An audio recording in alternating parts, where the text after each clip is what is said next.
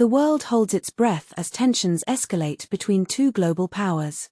A nuclear-powered missile test by Russia has sparked a strong reaction from the US President, Donald Trump, who deemed it not appropriate.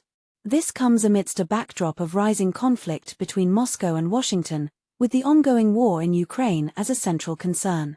On Sunday, Russian President Vladimir Putin proudly announced the successful test of the Burevestnik cruise missile, a nuclear-capable weapon he described as unique. The Kremlin justified the test as a measure to safeguard Russia's national security.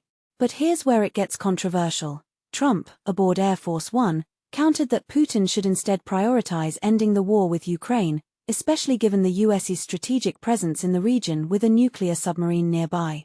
The Russian leader, donning military attire, had earlier praised the missile as a game-changer, claiming it to be unmatched by any other country.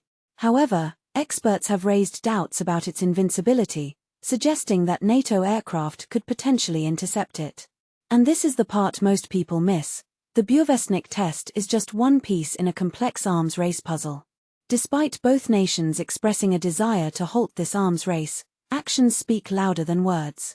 The Kremlin has criticized Trump's Golden Dome missile defense initiative, while Russia recently lowered its threshold for using nuclear weapons. Moreover, Russia's deployment of the Burevestnik missile in Ukraine adds fuel to the fire. The timing of the Burevestnik test is significant, coinciding with Russia's heightened nuclear posturing and a pause in US-Russia negotiations over Ukraine. Putin's recent drills with strategic nuclear forces and his stern warning to Ukraine further intensify the situation. Russian state TV even portrayed these drills as a warning to the West. Relations between the two leaders have been strained, with the US imposing sanctions on major Russian oil producers, potentially impacting Moscow's energy sector. Russian Foreign Minister Sergei Lavrov accused the Trump administration of shifting its stance on the Ukraine war, rejecting the idea of a ceasefire.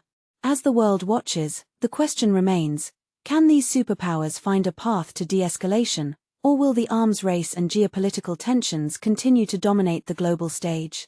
Share your thoughts on this delicate balance of power and the potential consequences.